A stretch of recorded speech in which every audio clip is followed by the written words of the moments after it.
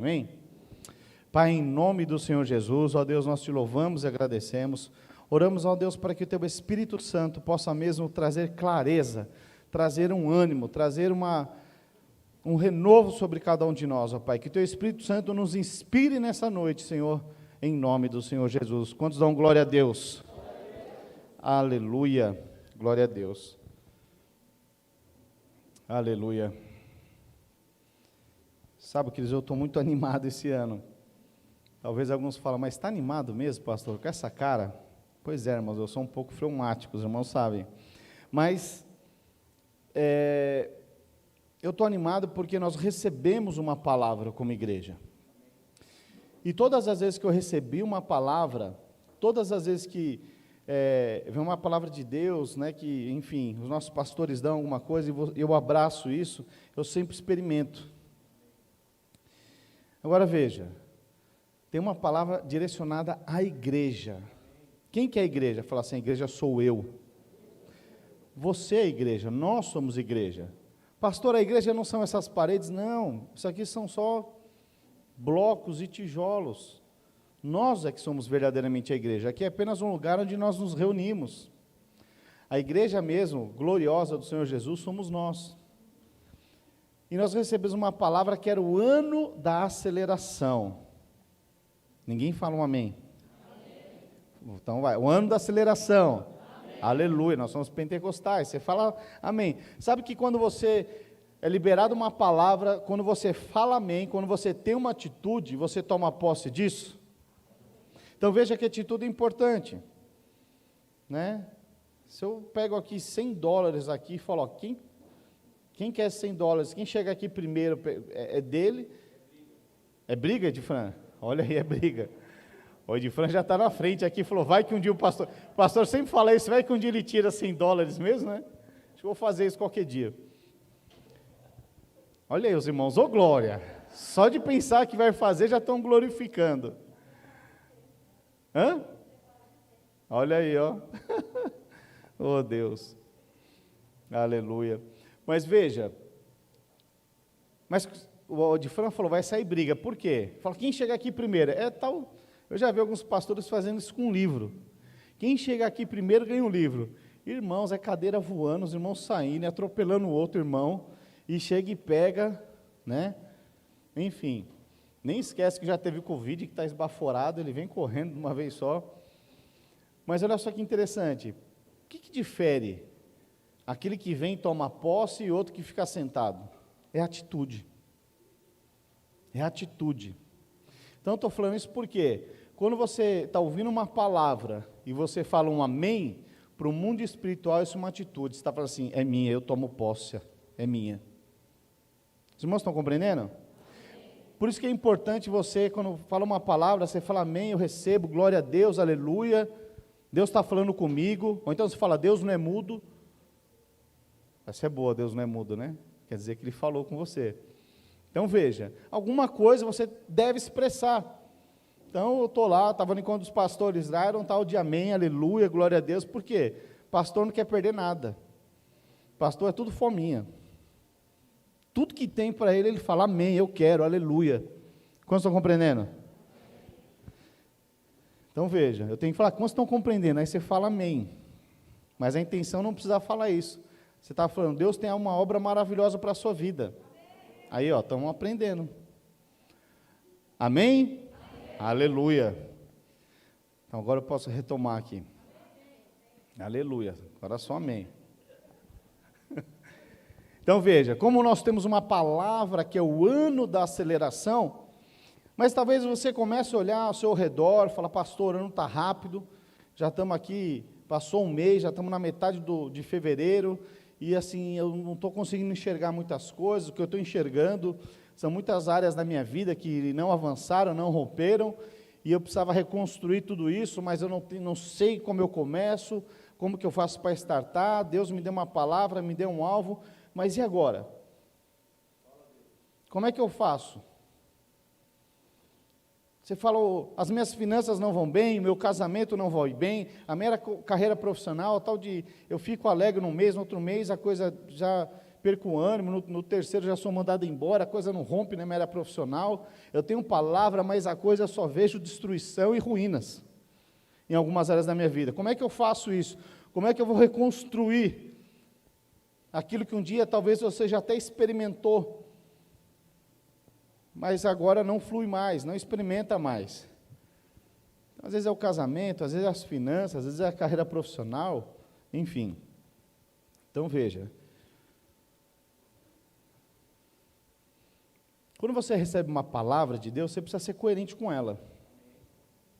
Porque muitos talvez recebem uma palavra e falam, ai, Deus sabe das minhas aflições, e eu vou ficar aqui sentadinho no meu lugar, esperando algo diferente acontecer, mas o seu comportamento, as suas atitudes permanecem a mesma. Sabe, se você permanecer da mesma forma, com os mesmos comportamentos, com as mesmas atitudes, esperando um resultado diferente, deixa eu te falar, ei, acorda. Não existe isso. O Evangelho não é uma varinha mágica. Não é a lâmpada de Aladim, onde você é o Senhor e você pede para Deus, Deus faça isso. Você fica só sentado esfregando a lâmpada. Não é assim. Porque se você pensa assim, houve uma inversão de valores, de quem é o Senhor de fato. Então veja, no ano da aceleração, e eu queria trazer um contexto aqui hoje, não sei quantos aqui conhecem o contexto de Neemias, mas Neemias foi aquele que reconstruiu os muros de Jerusalém. Então ele recebe uma notícia que os muros estão destruídos e ele tem uma atitude. Ele sai ali da sua zona de conforto e tem uma atitude poderosa. Amém? Quantos creem que esse de fato é o ano da aceleração? Aleluia. Então, oro para que a partir de hoje você tenha atitudes e comportamentos coerentes com aquilo que você crê. Que você saia da inércia. Que você saia da zona de conforto. Amém? Então veja, vamos ler lá Neemias, vou ler para o final, depois eu volto para frente. Olha só, Neemias capítulo 6, a partir do verso 15. Diz assim, Neemias capítulo 6, verso 15, diz assim, acabou-se, pois, o muro aos 25 dias do mês de Elum, em 52 dias, fala assim, 52 dias. Sucedeu que, ouvindo todos os nossos inimigos, temeram todos os gentios, nossos circunvizinhos, e decaíram muito no seu próprio conceito, porque reconheceram que por intervenção do nosso Deus é que se fizera esta obra. Aleluia. Então veja, o que esse texto está dizendo? Ao término dos 52 dias, todos os vizinhos, os inimigos olharam aquilo e ficaram maravilhados, porque naquela época não existia guindaste para construir um muro, que hoje quando a gente fala muro, a gente pensa um bloquinho, né? Fala, é muro de quanto? Com bloco de 10 ou bloco de 15? Né? O que é isso? 10 centímetros. Às vezes faz com bloco, parede com 10 centímetros, mas muro, uma outra parede faz com um bloco de 15. Mas nessa época não era assim. Os muros, as pedras que eram edificadas aos muros, eram toneladas e toneladas.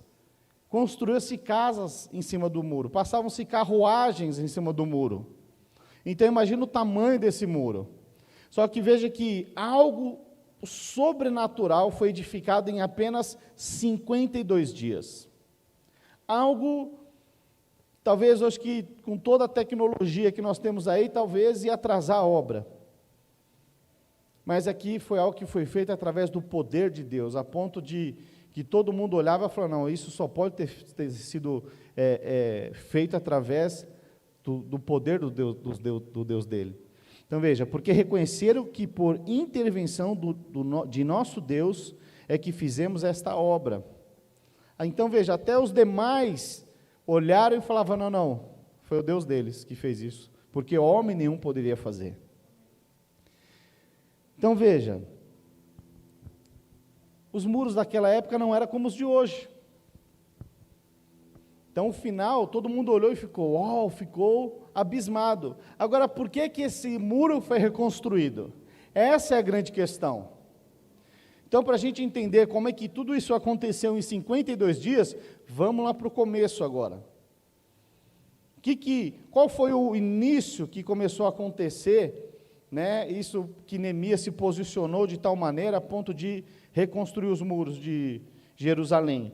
Então vamos lá para Neemias capítulo 1, onde tudo começou. Vamos ler a partir do verso 3.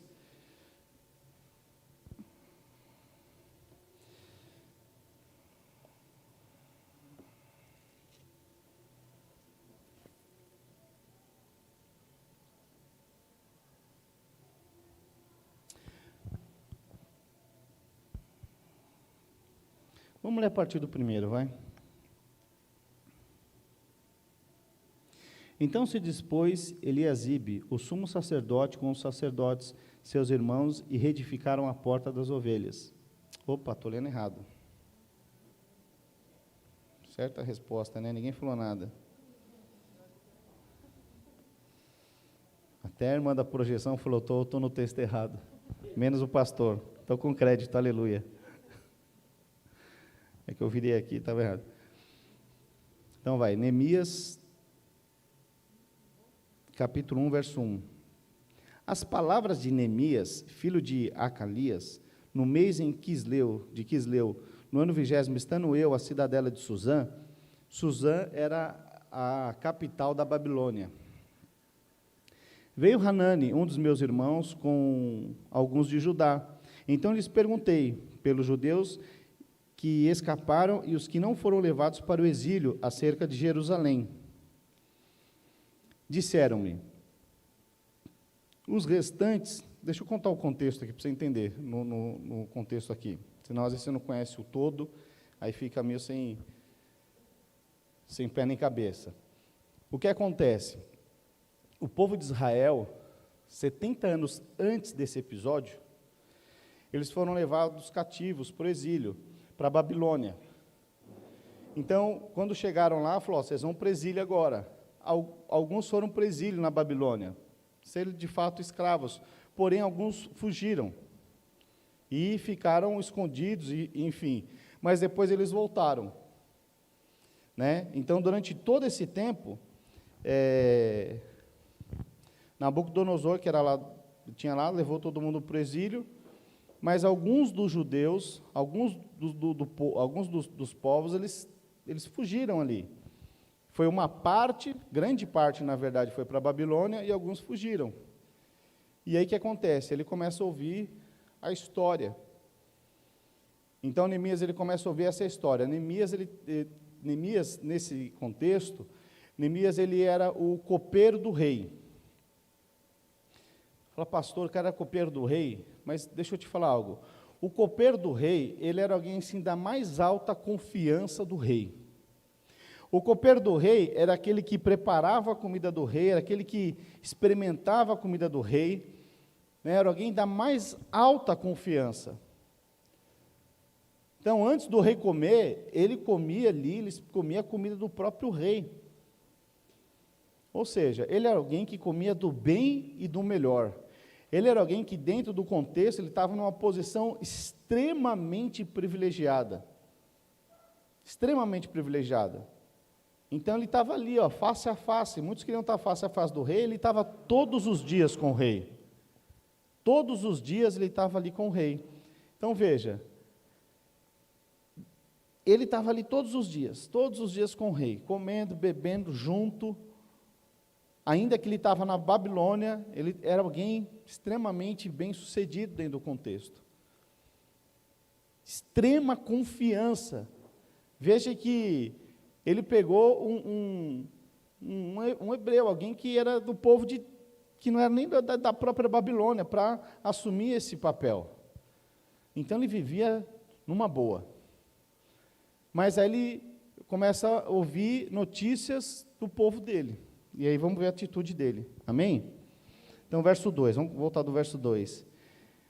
Veio Hanani, um dos meus irmãos, com alguns de Judá. Então, lhes perguntei pelos judeus que escaparam e foram levados para o exílio, acerca de Jerusalém.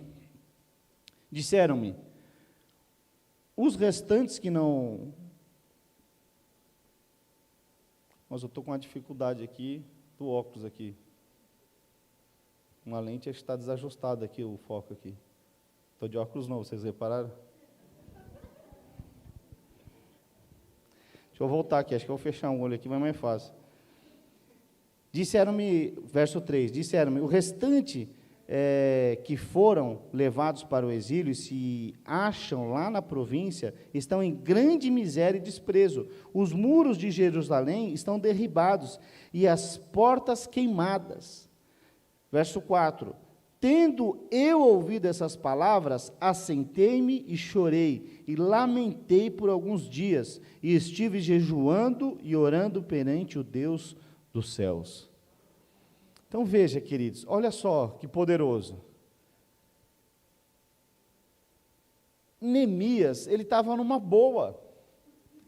Neemias é aquele cara que ele não tinha problema financeiro, ele já tinha edificado a sua família, vivia bem, estava ali vivendo do melhor do que alguém poderia experimentar, tinha um alto cargo, poderosíssimo, enfim.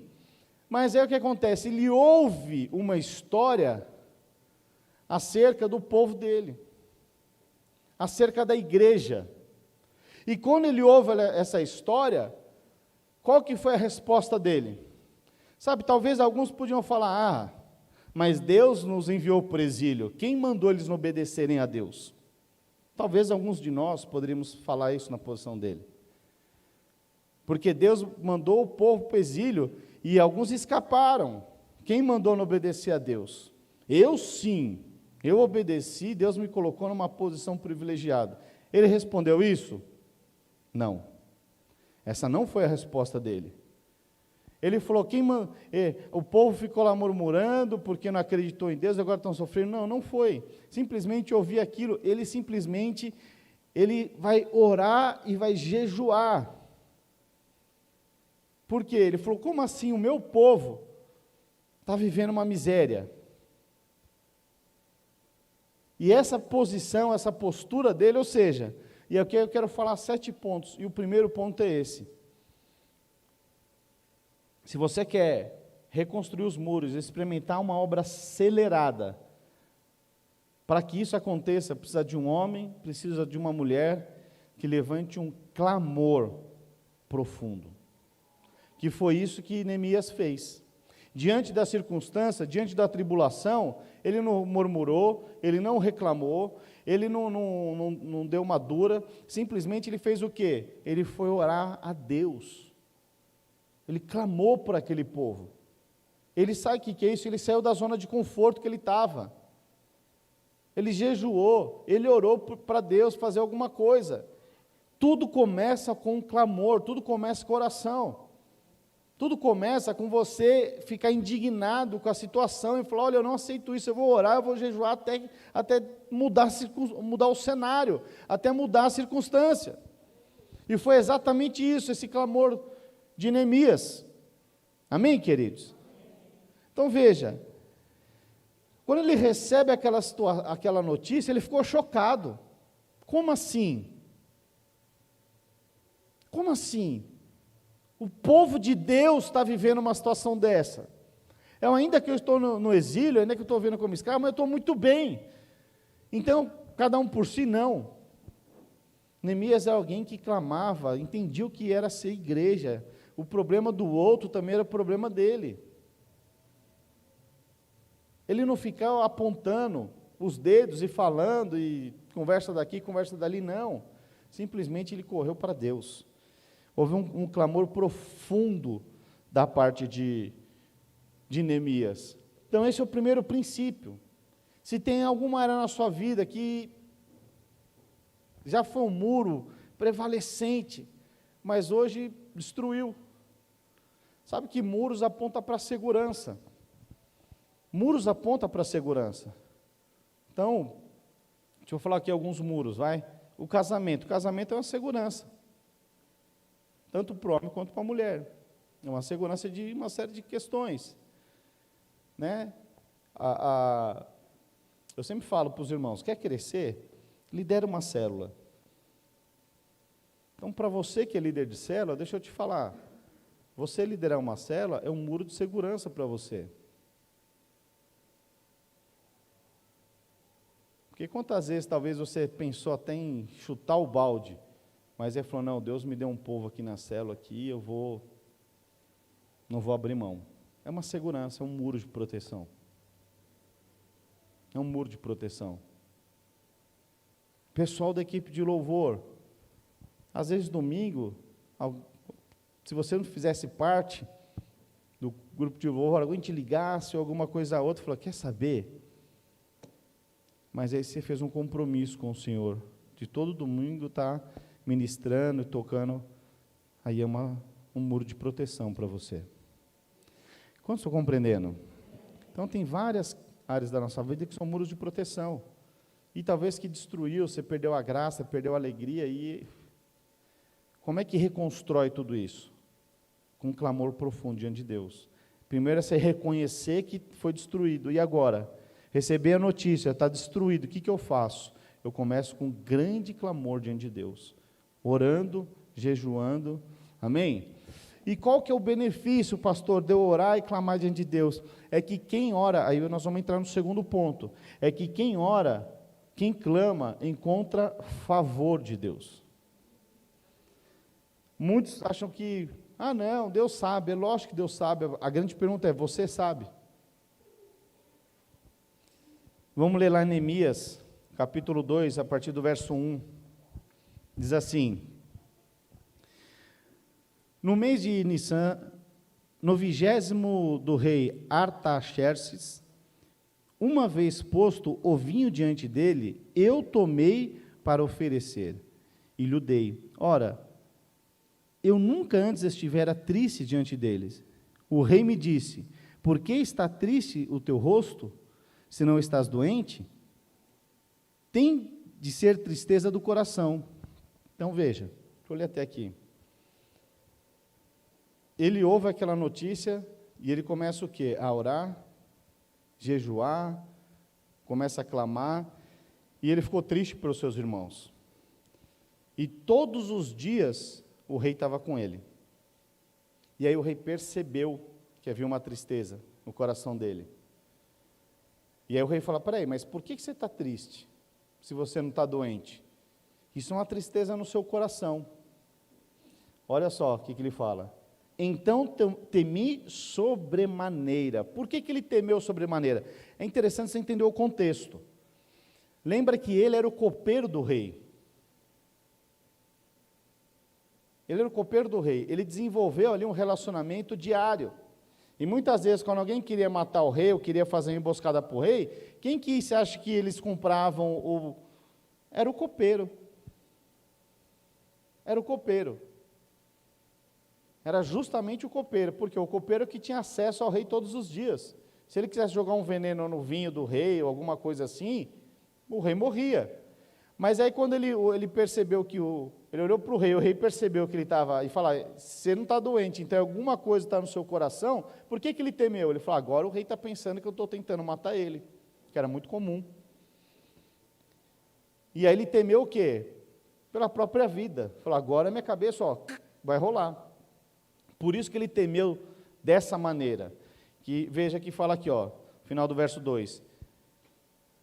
Então temi sobremaneira, ou seja, eu fiquei com muito medo, porque ele percebeu que eu perdi a alegria. Mas olha só que interessante, ele responde, viva o rei para sempre. Ele tentou dar uma animada ali, estou bem. Viva o rei para sempre. Como não me estaria triste o rosto se a cidade onde estão os sepulcros de meus pais está assolada e tem as portas consumidas pelo fogo? Disse meu rei, que me pedes agora? Então orei a Deus dos céus e disse ao rei. Então o rei está falando, mas espera aí, o que você está me falando aí? O que você está querendo com tudo isso? Porque ele começou a falar, olha, onde meus pais foram enterrados está destruído, estão na miséria lá. E o rei falou, mas o que você está querendo? Aí ele ora a Deus e fala, que me pedes agora? Então orei a Deus dos céus, verso 5, e disse ao rei, se é de agrado do rei, e se o teu servo acha mercê em tua presença, o que é mercê? Né? Se você olhar no nosso dicionário, você vai ver lá o quê? Favor. Você vai ver exatamente isso, você vai ver favor, o que é isso? Lá no nosso dicionário vai estar favor, graça, benefício. Então ele está falando, olha, se aos teus olhos eu encontrar graça, e ele começa a falar, em tua presença, peço que me envies ajudar a cidade do sepulcro dos meus pais, para que eu a reedifique. Então o rei,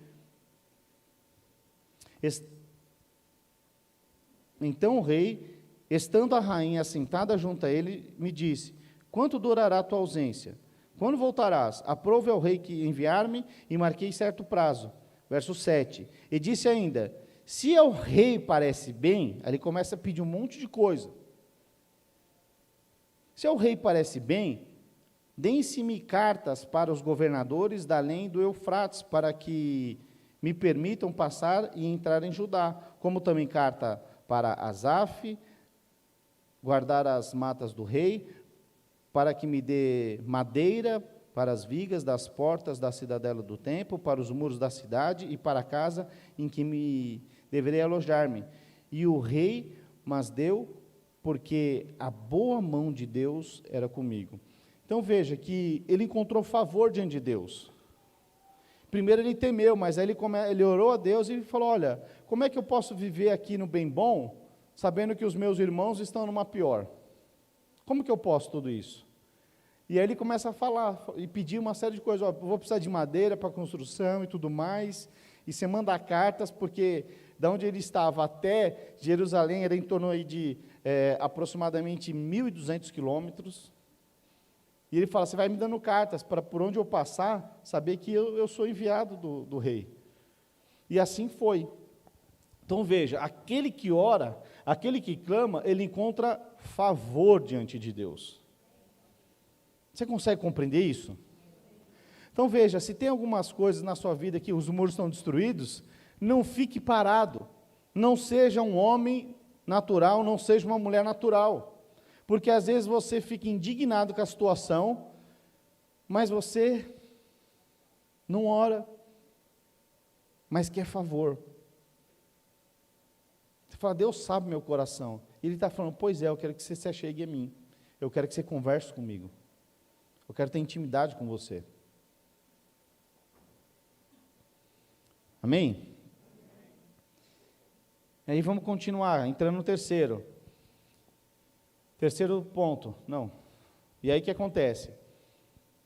Neemias, ele precisava entender qual que era a dimensão de tudo isso, a dimensão do muro que havia sido destruído. Então o terceiro ponto é medir o tamanho da sua guerra, você precisa entender o que está acontecendo, você precisa ter ciência, né, do tamanho do que vai ser preciso ser reconstruído. Amém? Então, Neemias 2, a partir do verso 12, diz assim, então à noite me levantei, e uns poucos homens comigo, não declarei a ninguém o que meu Deus me pusera no coração para eu fazer em Jerusalém.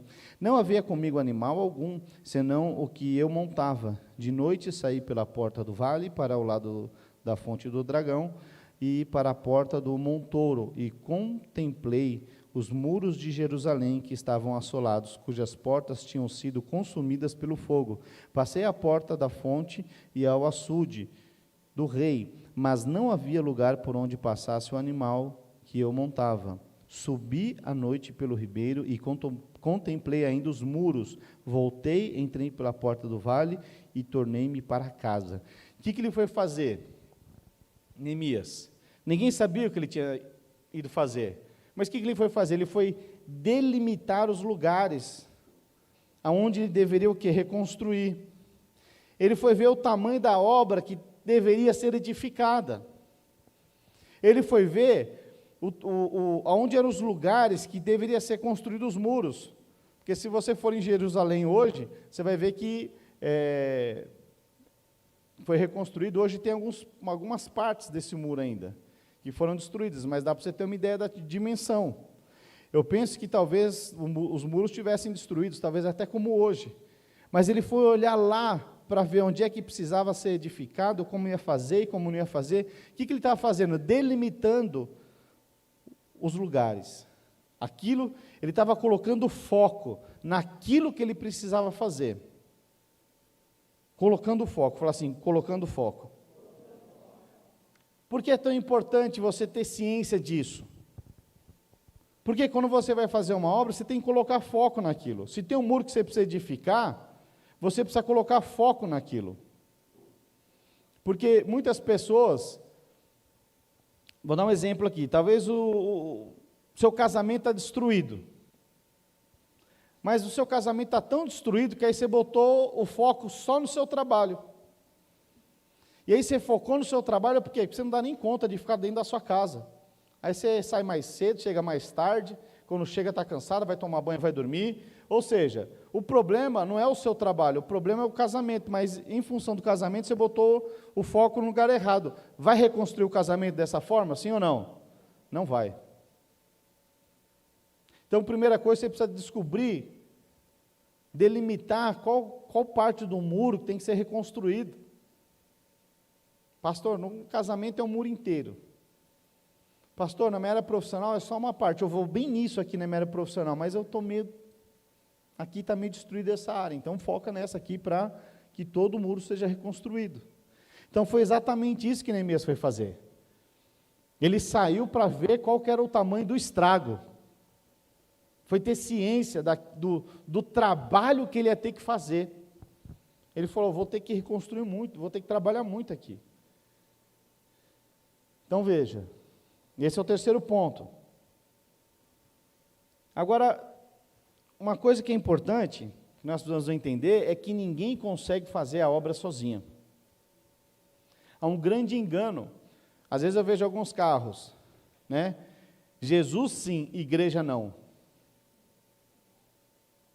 Né? Você passa lá, até o cara lá, Jesus sim, igreja não. Aí eu fico pensando, essa pessoa provavelmente, ela não conhece a palavra de Deus, ela se frustrou no meio do processo. E essa frustração paralisou. E aí o diabo falou, olha, fica com Jesus, mas igreja não. Mas o que traz a grande transformação na minha e na sua vida, é justamente a igreja, é o corpo de Cristo. Nós crescemos mesmo, é quando nós estamos conectados a Cristo, fazemos parte do corpo. Você precisa entender isso.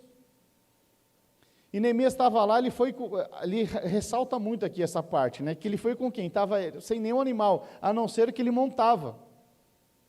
Foi com aquilo para lá.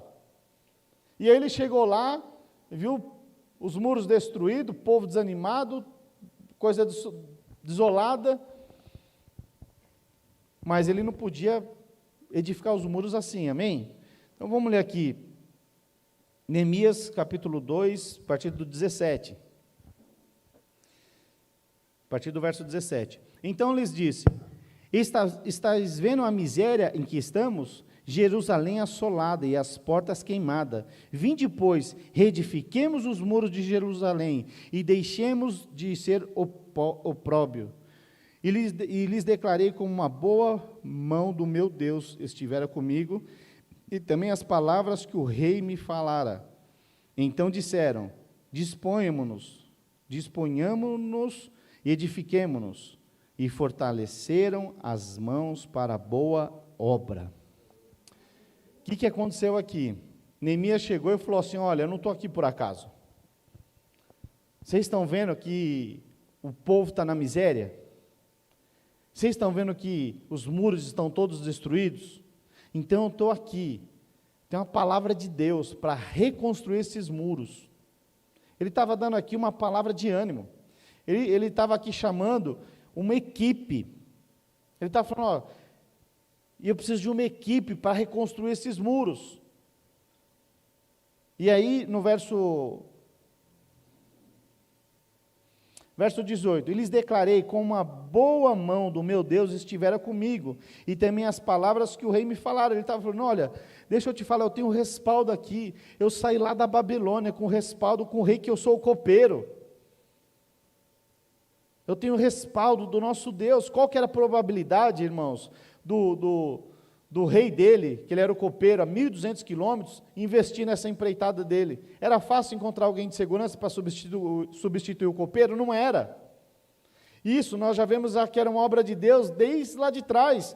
E o povo viu aquilo e falou, peraí, você era copeiro do rei, 1.200 quilômetros daqui, e agora você está me dizendo que o rei não somente te liberou para vir aqui para reconstruir, como ele também está financiando essa obra, arrumando as madeiras, todos os materiais, todas as cartas que ele te deu para chegar aqui, é isso que você está dizendo? É isso. Quando o povo ouviu tudo que ele estava falando, eu estou contando aqui os detalhes para você entender, então disseram, disponhamos-nos e edifiquemos, ou seja, conta conosco, vamos fazer isso junto então.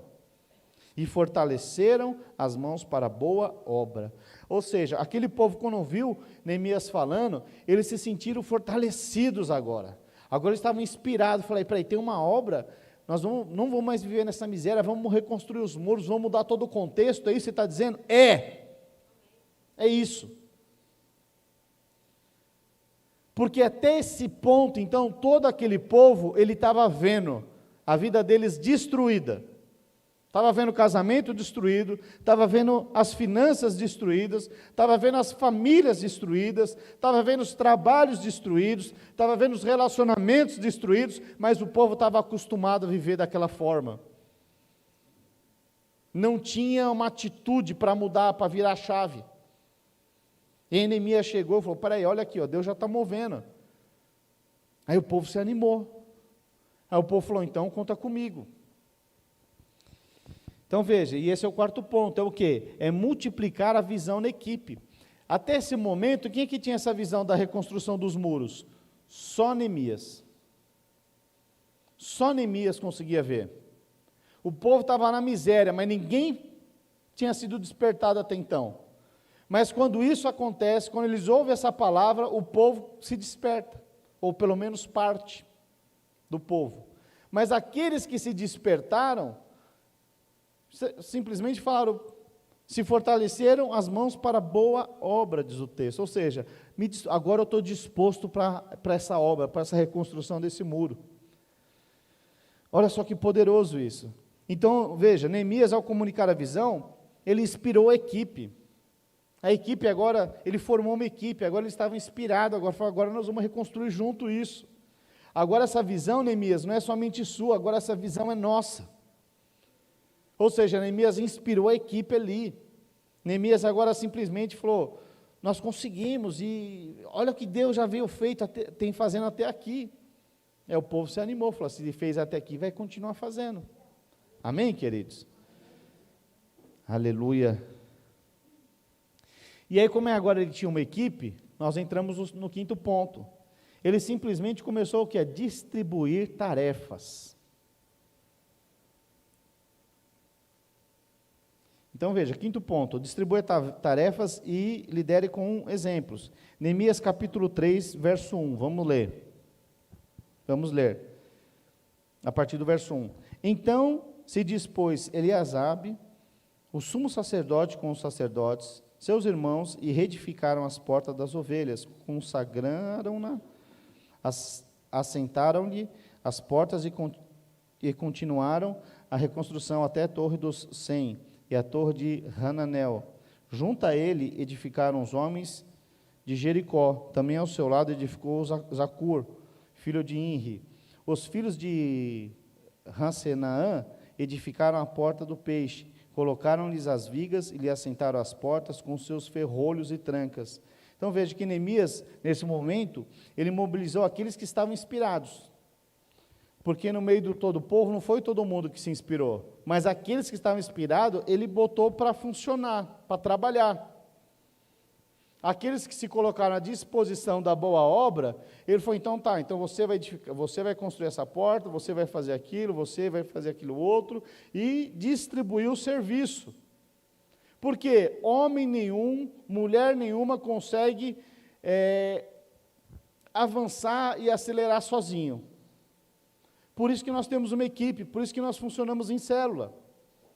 Nenhuma célula, presta atenção, nenhuma célula, ela cresce com qualidade, crescendo, frutificando, se não tiver uma boa equipe ali dentro. Se não tiver uma equipe que seja inspirada, se não tiver uma equipe que entenda o propósito. Neemias chegou aqui e falou, eu vim por conta de um propósito. Qual que era o propósito de Neemias? Era a reconstrução dos muros. E quando você entende isso, que você faz parte de uma célula, e se cada um ali, dentro dessa célula, cada um fizer o seu papel, então, papel do líder de célula, líder de treinamento, anfitrião, anjo da guarda, né? Se cada um entender o seu papel, irmãos, é impressionante como a obra de Deus avança. Por quê? Agora eles entenderam o propósito. Quando a equipe de Neemias entendeu o propósito, eles começaram o quê? A edificar a obra. Começaram a edificar a obra. Pergunta para o pastor do lado, você entendeu que precisa ter uma obra a ser feita?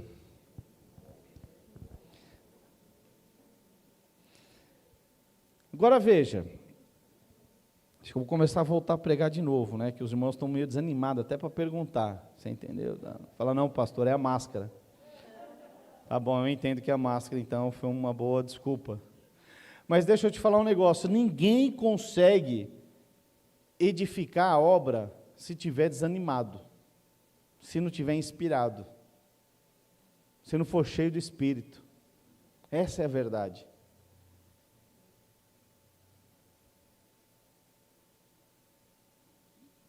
Projeta para mim, Neemias 4, verso 6.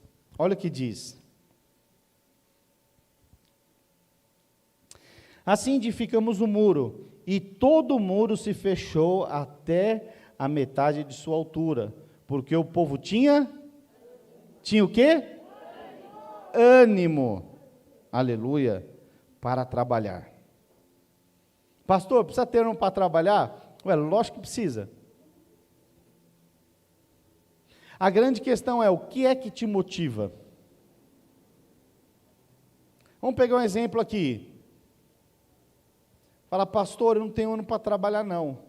Tá, mas na sua empresa lá, você vai lá e bate o cartão e tudo mais. O que te anima? O que faz você sair da cama e trabalhar um mês inteiro para receber um salário?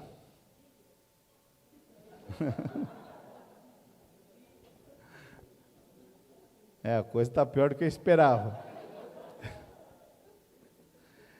Mas esse é um fator. As dívidas é um fator. O que está por detrás das dívidas? O salário. Então ele trabalha porque eu tenho uma dívida para pagar e eu preciso pelo menos amenizar minhas dívidas. Mas quanto mais trabalha, quanto mais corre, mais aumenta as dívidas. Foco errado. Motivação errada. Então veja, qual que foi a grande questão? O povo agora falou, não, peraí, tem algo a ser reconstruído, que Deus está no negócio, eu vou edificar os muros, eu vou edificar a obra de Deus, eu vou fazer aqui, Deus está no negócio. E aí não tem jeito. Aquilo que todo mundo ficou embasbacado porque foi feito em 52 dias, era algo sobrenatural, algo que nenhum homem, nenhum outro rei conseguiria edificar aquilo em 52 dias. E esse foi o grande mover naquilo lá. Mas por que aconteceu em 52 dias? Por que ocorreu esse sobrenatural?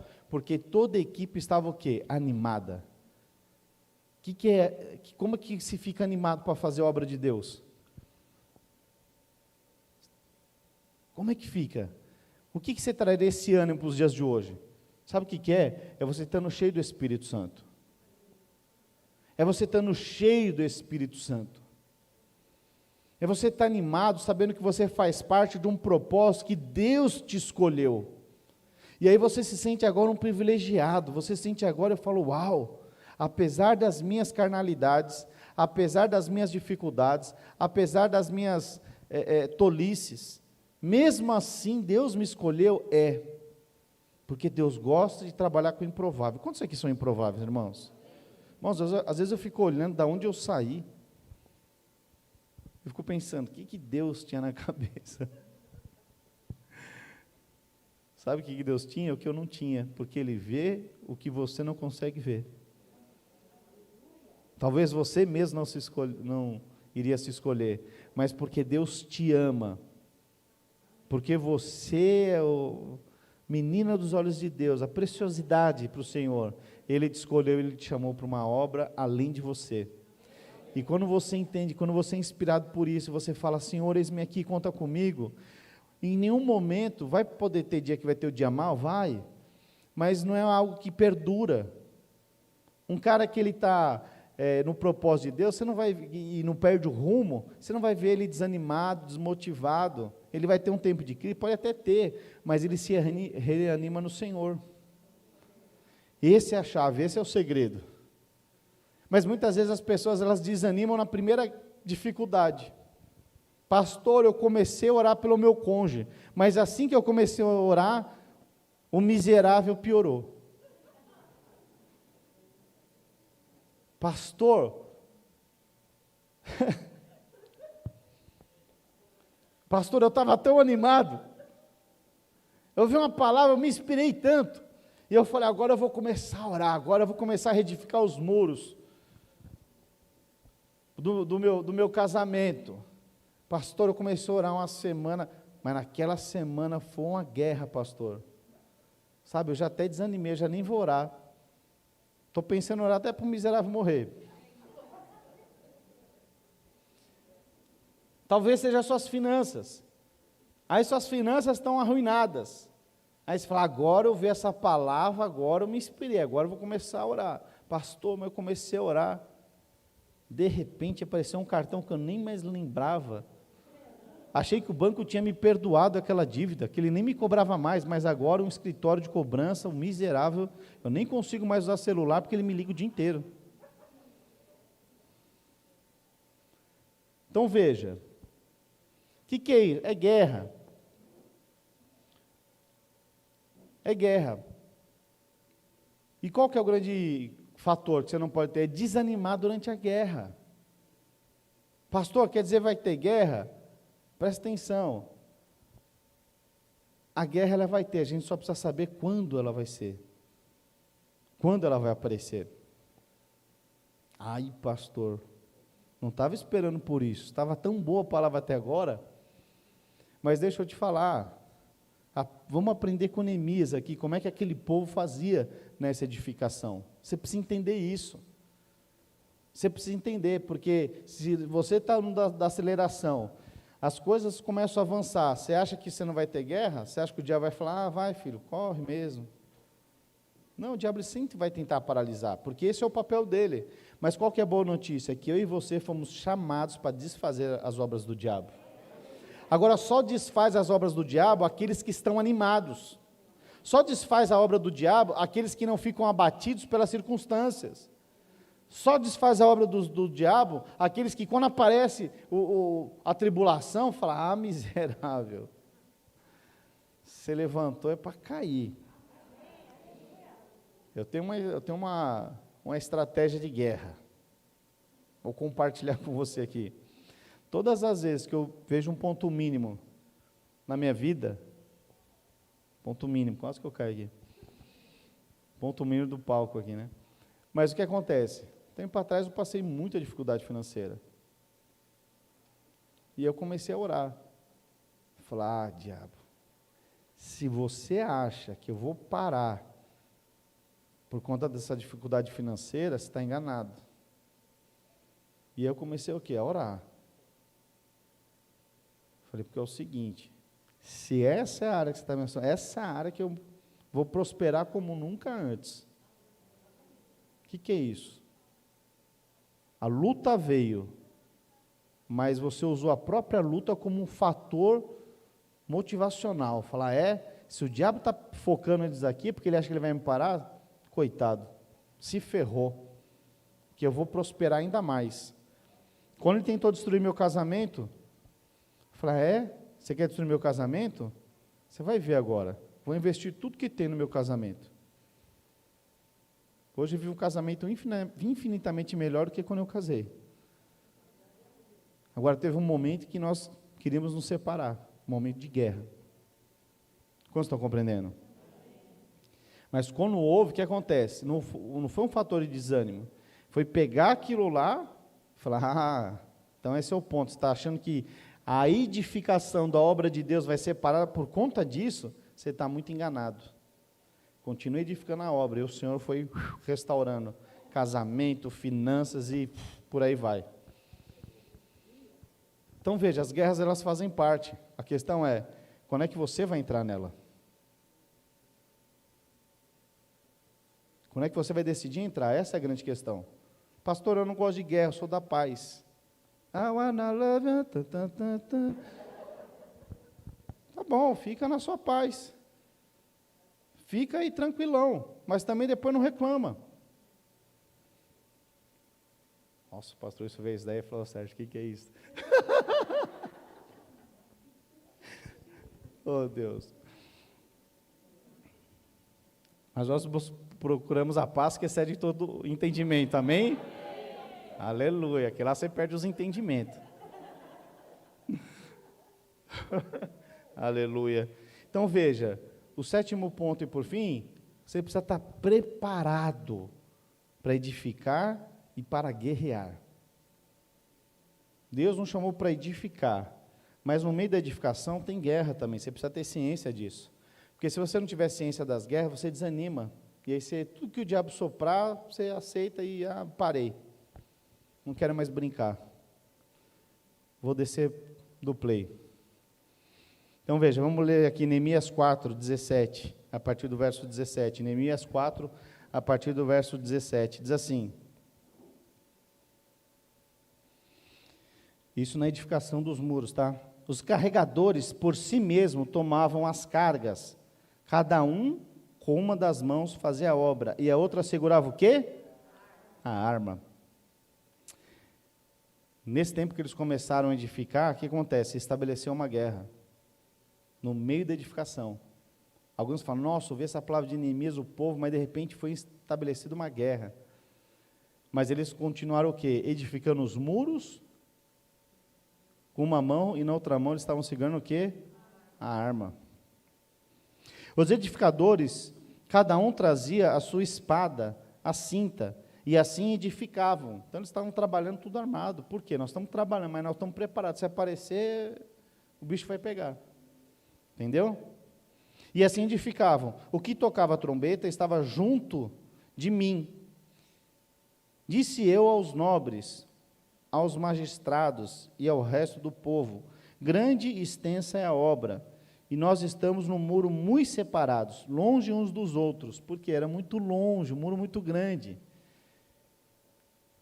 No lugar que ouvides o som da trombeta, para ali acorrei a ter conosco, e o nosso Deus pelejará por nós. Então veja, o que Neemias estava falando? Olha, eu sei que muitos estão na obra, estão distante, mas se vocês ouvirem o som da trombeta, vem rapidamente para cá, porque o Senhor vai pelejar por nós, ou seja, a vitória é certa. Não temam, não temam. Às vezes você está vendo as coisas empurradas, você fala, já está se acostumando, o que eu vou fazer depois? Casamento está indo empurrado, o que eu vou fazer depois? A empresa está indo empurrada, o que eu vou fazer depois? Para com isso. Para com isso. É Deus que peleja as suas guerras.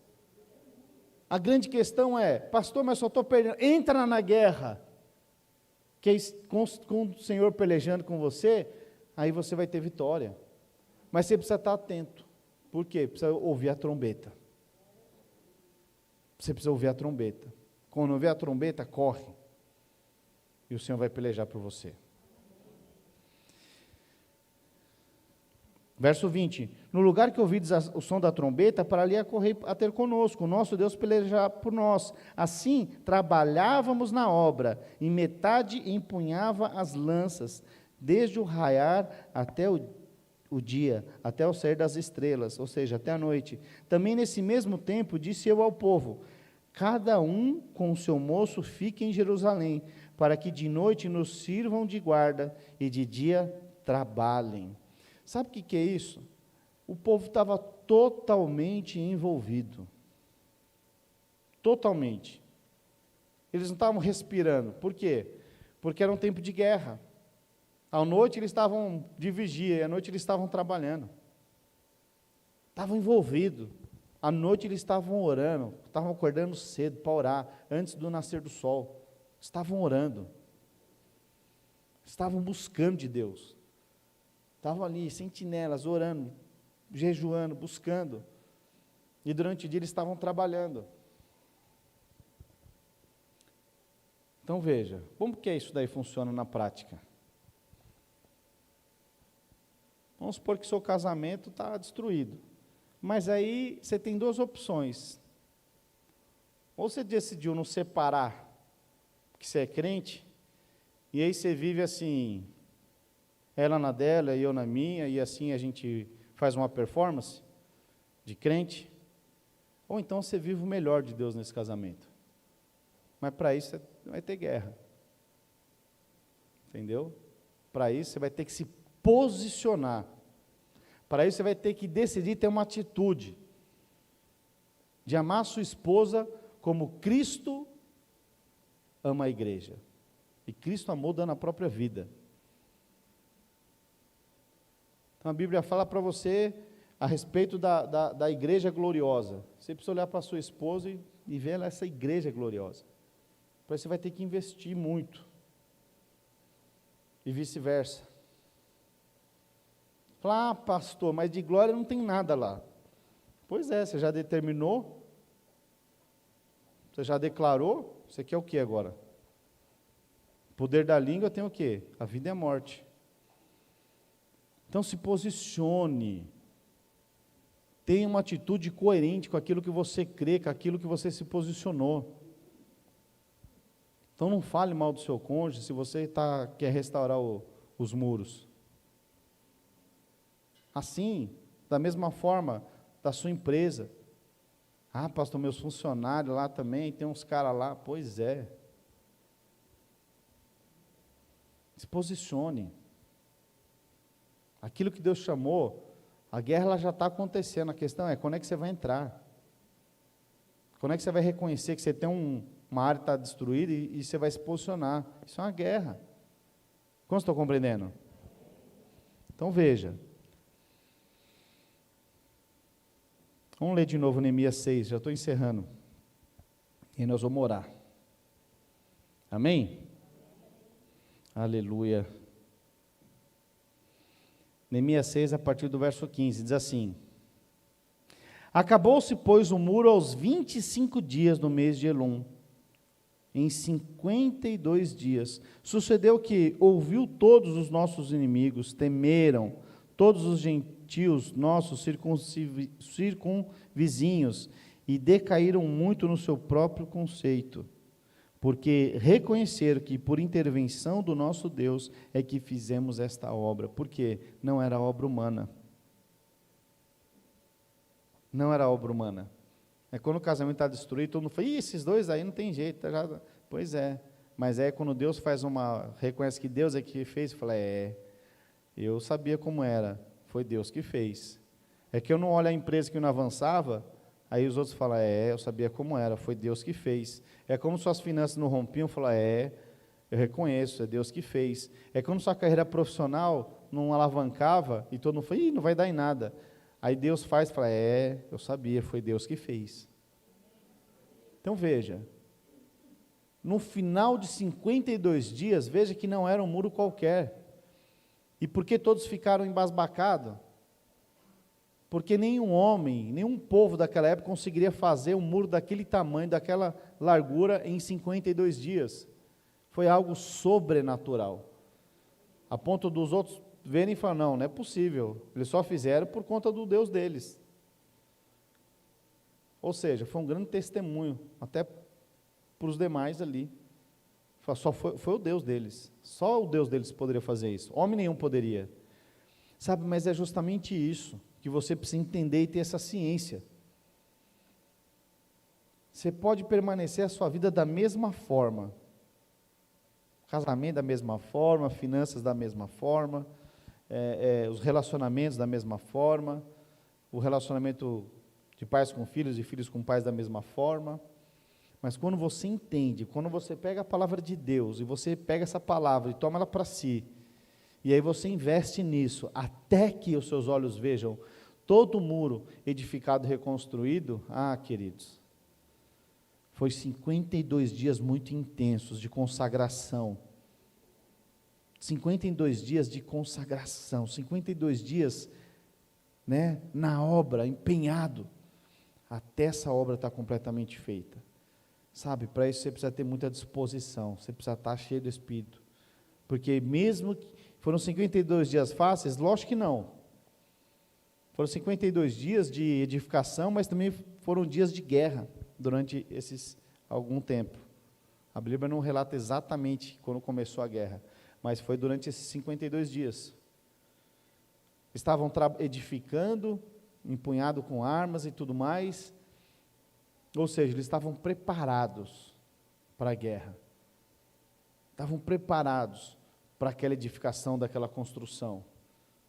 Sabe, então se tem alguma área da sua vida que você colocou nos seus alvos para ser um ano da aceleração, esteja preparado para a edificação e para a guerra, porque o Senhor vai pelejar por nós. Esteja preparado, porque a vitória, ela é certa.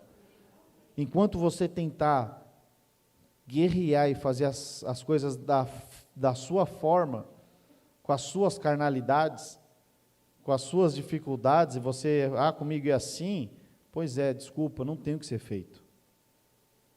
Não tem.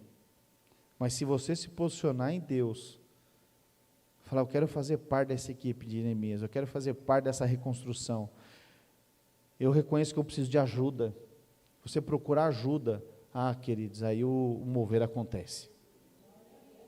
Então nós estamos aqui no ano da aceleração, interessante que fala que foi feito em 52 dias, e a palavra que nós temos é que nós estamos no ano da aceleração. Eu não sei se você sabe, o ano tem 52 semanas, sabe, talvez algumas semanas passaram, e você falando, não, já até desanimei já, pastor. Então tá, deixa eu te falar, levanta, inspirado pelo Espírito, fala, eu me reanimo hoje nessa noite, eu não aceito mais ficar desmotivado, desanimado por conta dessas guerras, eu vou fazer aquilo que Deus me chamou para fazer, e acredite, quando você se posicionar na edificação dessa obra de Deus, quando você se posicionar de uma forma, e não negociar, não abrir mão, você vai ver o grande mover que vai acontecer ao seu redor, o grande mover, sabe, aquela passagem que está lá em Mateus, né, no capítulo 6, que fala, buscai primeiro o reino dos céus, e a sua justiça, e as demais coisas por si vão ser acrescentadas, ou seja, é justamente isso, sabe, foca no reino, pastor, e as demais coisas, o Senhor vai mandar. Isso é uma posição de crer, isso é uma posição de fé, pastor, mas agora que eu me posicionei, a coisa que eu estou orando, que eu estou clamando, a coisa piorou, então acho que eu vou parar para ver se melhora pelo menos um pouco, ou seja, você ouviu o diabo, você saiu da guerra, e talvez esse tenha sido o ciclo da sua vida, talvez esse tenha ciclo da sua vida, é quando a coisa está para acontecer, você fala, quer saber, não aguento mais. Tem uma passagem na Bíblia que fala sobre o trasfegador de vinhos, né? Então você sabe que o vinho, ele passa por um processo, então ele fica descansando, depois que ele descansa, toda aquela sujeira vai para o fundo, vira uma borra ali no fundo, e aí vem o trasfegador e passa para um outro tonel, outro barril, e aquela borra é dispensada, e quanto mais ele faz esse processo, mais puro o vinho fica. Qual que é a grande questão? O Espírito Santo que passa de um estágio para o outro, mas às vezes já está tudo assentado, isso às vezes demora um tempo, mas você não aguenta, aí você fala, quer saber, eu não quero mais, aí você pega e mexe tudo, já viu quando você pega o água e joga o pozinho no fundo? Ele não está colorido, né? Está colorido só no fundo, não é assim que fica? Mas ou seja, decantou tudo ali no fundo. Aí você fala, quer saber, eu não aguento mais, eu vou agora chutar o balde, vou falar umas verdades para ele lá, porque eu sou sincero. Não, você não é sincero não, você é carnal. É diferente. Sinceridade e carnalidade, alguns crentes confundem. Alguns crentes confundem. Eu sou sincero. Fui lá e falei um monte para o meu cônjuge. Não, você foi carnal. Foi isso. Você não foi sincero, você foi carnal. Se você tivesse cheio do Espírito Santo, você ia amar. Quantos estão compreendendo? Então a guerra se faz cheio do Espírito Santo. Se vence uma guerra, não é com carnalidade. É totalmente ao contrário. É você estando cheio do Espírito Santo, animado. Às vezes vai tomar uma patada, você fala, aleluia, vou servir. Pastor, mas como assim? Pois é, vai servir. A Bíblia diz que o apóstolo Paulo fala que o comportamento santifica o cônjuge, mas é o comportamento da carnalidade ou daqueles que estão cheios do Espírito?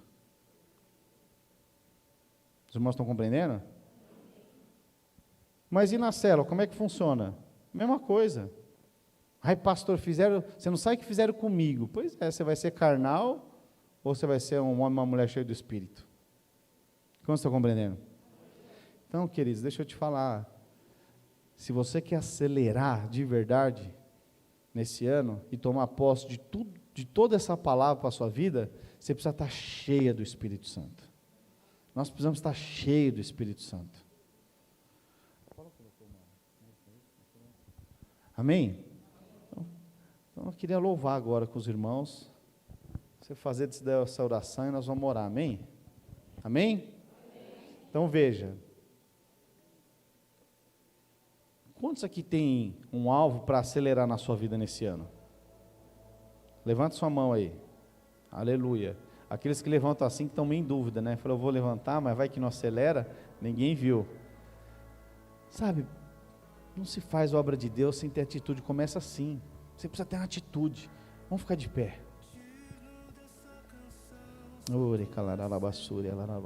Aleluia. Aleluia. Sabe, queridos, nós vamos louvar aqui. Não era essa música.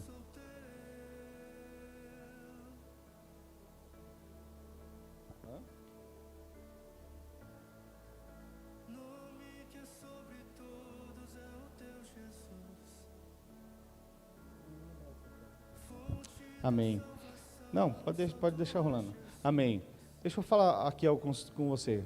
Quantos aqui tem uma área que você colocou no seu alvo, mas ainda não começou a fluir? Seja sincero. Sabe, tem coisas que fazem parte do meu alvo que eu não estou vendo ainda. E qual que é o segredo se você não vê? Você faz parte daqueles que andam por vista ou andam por fé? Então veja, enquanto você não vê, o que vai determinar a vitória, o que vai determinar o seu posicionamento, sua inspiração, é por aquilo que você crê. Quando você crê, você morre por essa causa. Você sabe por que Jesus morreu? Porque ele acreditava na salvação do homem.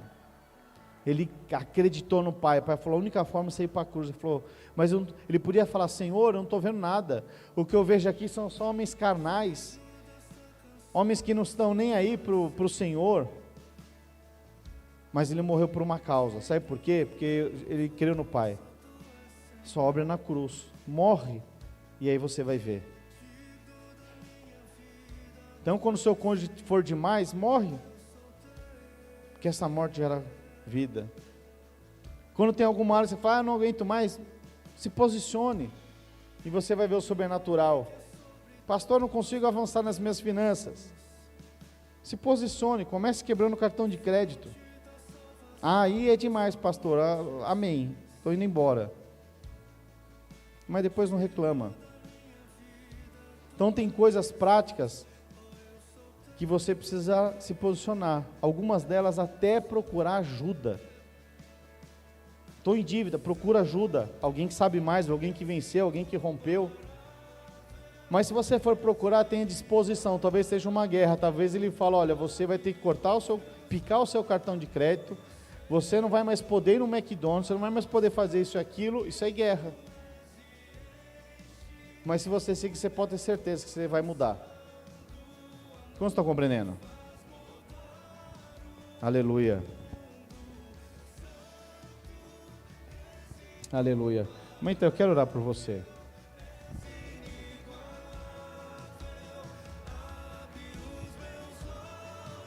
Aleluia. Queria que você orasse. Pai, em nome do Senhor Jesus, ó Deus, fala para o Senhor agora qual é a área que você vai se posicionar. Queria que você orasse, ouvisse a sua voz agora, falando, eu não aceito mais o meu casamento dessa forma, as minhas finanças dessa forma. Se posicione agora. Pai, em nome do Senhor Jesus, a tua igreja nessa noite, ó Pai, se posiciona como homens e mulheres de Deus, crendo na tua palavra. Por isso, Deus, nós oramos, ó Deus, para que haja um clamor sobre cada irmão, sobre cada irmã, porque nós sabemos aqueles que clamam diante do Senhor, eles encontram favor do Senhor. Por isso, Pai, desperta, Senhor, corações apaixonados, corações que creem, corações que clamam, corações que ficam indignados com essa situação, mas ao reconhecer essa indignação, eles possam clamar diante do Senhor, ó Pai. Deus, em nome do Senhor Jesus, ó Deus, e que eles encontrem favor, oh Pai, favor nas reconciliações, favor na prosperidade, favor no casamento, favor em gerar uma equipe. Deus, que as nossas células encontrem favor do Senhor nesses dias, Pai, em nome do Senhor Jesus, ó Deus, leva-nos mesmo, Senhor, a ser homens e mulheres prevalecentes na Tua obra, que não desanimam. Por isso, Espírito Santo de Deus, inspira agora, Senhor, estes homens, estas mulheres, Pai, em nome do Senhor Jesus, ó Deus, leva cada um deles a ter uma experiência particular, pessoal e também coletiva, Senhor, do favor do Senhor, Pai, em nome do Senhor Jesus, ó Deus, nós clamamos diante do Senhor, Pai, que haja favor sobre cada casa, que haja favor sobre cada família, que haja favor, ó Deus, sobre a vida de cada homem, de cada mulher, de cada jovem, Pai, que haja favor, ó Deus, em cada ministério dessa igreja, que haja favor, ó Deus, nas nossas crianças, que haja favor, ó Deus, no Ministério Kids, Pai. Por isso nós clamamos, por isso nós oramos, por isso, Deus, nós já te agradecemos também, porque sabemos que é o Senhor que peleja as nossas guerras, Pai, e nós estamos aqui simplesmente posicionados, ó Pai, para experimentar do Teu mover, para experimentar dos Teus milagres, Pai, durante esse ano da aceleração, Pai, em nome do Senhor Jesus, ó Deus. E eu determino, Pai, eu declaro, Senhor, que grandes serão os testemunhos, Pai, de restauração, de prosperidade, de multiplicação de equipes, Pai, em nome do Senhor Jesus. Haja multiplicação, Senhor, nas equipes, Pai. Desperta, Senhor, os Teus valentes, Pai. Desperta, Senhor, novos líderes. Desperta, Senhor, oh Pai, novos anfitriões. Desperta, ó Deus, líderes em treinamento. Desperta, Senhor, nesses dias, anjos da guarda, Pai. Desperta, Senhor, os evangelistas, Deus, em nome do Senhor Jesus, ó Deus, leva-nos mesmo a experimentar o ano da aceleração, Pai. E nós declaramos, ó Deus, que nós vamos multiplicar, inclusive, esse culto, porque esse lugar vai ficar pequeno, Pai, em nome do Senhor Jesus, em nome de Jesus. Amém, queridos? Aleluia. Glória a Deus. Aleluia, aleluia, aplauda o Senhor, aleluia. Sabe, queridos, eu creio mesmo que esse é o ano da aceleração. Eu creio, eu tenho orado para que nós possamos experimentar o sobrenatural em cada área das nossas vidas. Eu queria que você fizesse parte dessa equipe, crendo de fato. E o dia que tiver dificuldades, compartilha com alguém, procura ajuda, não ande sozinho. Não ande sozinho. Pastor, você procura ajuda? Eu constantemente.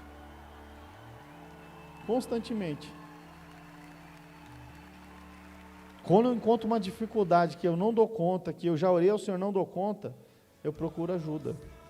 Pastor, até o Senhor? Pois é. Não abro mão das reuniões. Não abro mão. Então veja, o Senhor vai fazer maravilhas no nosso meio. Aquilo que talvez você está sendo mais assolado, se posicione, porque é justamente nessa área que o Senhor quer te levantar. Para que todos olhem e falem, nossa, foi o Senhor que fez. Aleluia. Amém? Então tem uma semana cheia de vitórias. Quinta-feira nós temos aqui, acho que na maioria das nossas células, né? E quarta-feira nós temos a nossa reunião dos líderes, amém? Mas eu quero dar uma tarefa para os irmãos. Irmãos, aceitam? Aleluia. Comece a orar. Comece a ler a palavra. Pastor, eu não consigo orar. Pois é, porque é uma guerra para você não orar. Porque sabe, se você começar a clamar, o diabo ele sempre sabe, se você começar a clamar, você vai encontrar favor. Mas aí porque você não experimentou ainda do favor, aí você não ora. Então comece a orar. Ai pastor, se começar a vir a guerra, você já está em guerra, querido. A questão é, você já está. Eu só estou falando para você se posicionar, clamar e encontrar favor e ganhar. Parar de perder. Talvez o seu ciclo seja perdas.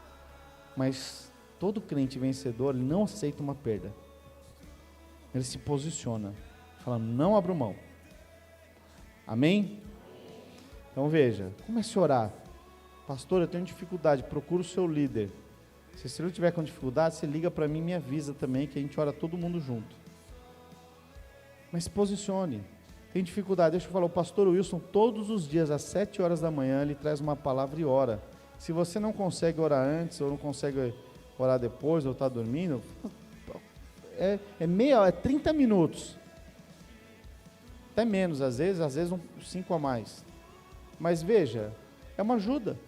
Se você não consegue, ouça no caminho, ore junto. Ele vai orar ali, tome posse, amém, declare sozinho, se você estiver sozinho. E se tiver mais gente, fala amém com fone. Alguém vai falar, o que você está falando amém? Que tem uma oração poderosa aqui. É uma oportunidade de você evangelizar também. Então veja, mas eu queria te dar um outro. Primeiro é você orar, clamar diante do Senhor para você encontrar favor. E outro é o seguinte, eu queria que você convidasse alguém para a próxima célula. Tira um foco um pouco de você, das suas lutas. Comece a gerar essa equipe. Deus te colocou numa equipe para você gerar outra. Convide alguém para a próxima célula. Convide alguém para o próximo culto. Quer ver a coisa acelerar? A sua vida? Comece a acelerar a obra do reino de Deus. Então quando eu falo isso, talvez alguns dos irmãos aqui estão pensando, o pastor quer só a igreja cheia. Não. A igreja cheia é uma consequência do seu posicionamento na obra de Deus. Quando você se posiciona, você começa a experimentar outras coisas. Então o fator, é lógico que todo pastor quer ver a igreja cheia, mas o fator principal é que você tenha uma experiência, é que você gere um discípulo, é que você cresça, é que você tenha essa experiência e falar, não é só do blá blá blá, é na prática. Você precisa ter experiência na prática. A teoria não resolve nada se você não praticar. Então, se você ler a Bíblia, se você só ouvir a palavra e você não praticar, de que adiantou? De que adiantou? Então, você precisa praticar. Lá em Mateus fala, ide, fazei discípulo. Como começa? Evangelizando. Convida alguém para ir para a célula. Convida alguém para vir no culto. Faça a diferença. Esse ano da aceleração vai ser só mais um ano que você entra e não evangeliza ninguém? Então eu estou acelerado, irmãos, eu vou pegar no pé dos líderes, vou pegar no seu pé, porque eu quero ver você experimentando melhor, nesse tempo ainda. Como estão compreendendo? É nesse tempo. Deixa eu dar um exemplo aqui de teoria e prática, talvez você ficou em dúvida. Os irmãos sabem que minha esposa é dentista. Trabalha super pouco hoje em dia, só de segunda-feira, meio período. Mas veja, vamos supor que eu pegue todos os livros durante os 5 anos que ela estudou lá na Unesp. Eu pego todos os livros, eu leio todos, e eu decore todos os livros. E eu falo, olha, eu já sei toda a teoria, eu quero fazer uma cirurgia agora aqui, quero arrancar o seu dente. Quantos aqui falam, pastor, já que você leu, eu creio? Quantos? Qual que é a diferença? O que difere? Se botar uma prova, eu tiro 10, ela tira 7, 5. Fala, mas eu tirei 10, ela é dentista, mas ela só tirou 5, eu decorei todos os... O que difere? A prática. A prática é que difere.